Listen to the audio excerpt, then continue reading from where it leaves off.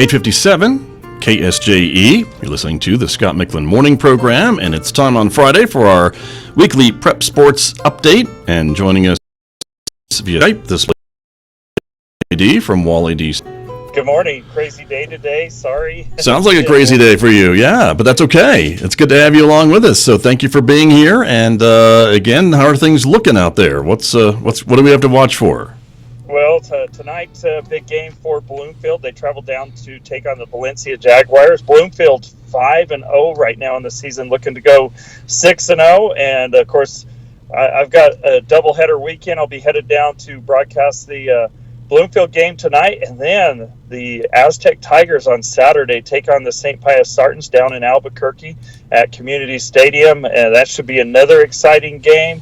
And just loving the dream of following high school sports, which is what you are doing as always, right? So there you go. All right. And so are you looking at the polls yet? Can we talk a little bit about those in the couple of minutes we have this morning? Yeah, we do. Right. And actually the polls really haven't changed that much as far as the coaches polls. They're still pretty much the same as they were last week. There's another poll that is the Max Preps polls, which we kind of look at too. Okay. And at the end of the year, they kind of look at those. They're more of a power ranking, and the only change really in the Max Preps polls is that Bloomfield moved to number 1, being undefeated on this season, and that's based on the power rankings, and that's the only thing that we've really seen a change in so far.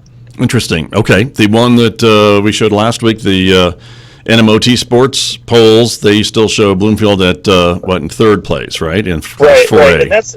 and that's the coaches polls. That's where they take and the coaches vote each and every week, and I believe they send it in Monday morning, and then it's compiled and put out on Monday night, and a lot of and that. To me, that poll's kind of deceiving because they don't really see a lot of our teams up here in the north, so we don't get kind of the credit that we should. And so that's why at the end of the year, the NMA looks both at the coaches poll and looks at the power rankings and tries to come up with a comparable seeding for the tournament. Gotcha. Okay, but not too much movement from this past week is what you're telling us. Yeah, not much at all, and there probably won't be until we get into districts. I mean, there could be some changes. Kirtland's got a big game tonight. They take on Grants, who is in their same classification. Grants is ranked higher. Grants is undefeated. Kirtland kind of struggling, but Kirtland's played a really tough schedule.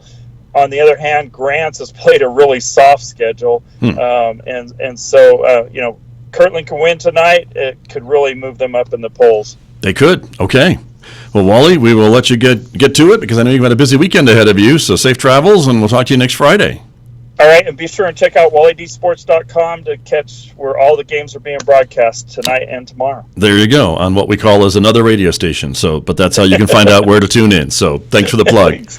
All right, thanks, Scott. You're welcome. That's Wally D from Wally D Sports. He is with us on Fridays, wherever we can catch him, to talk about prep sports with me right here on KSJE Farmington. Thank you for joining me, everybody. Have a great Friday and an even better weekend, of course.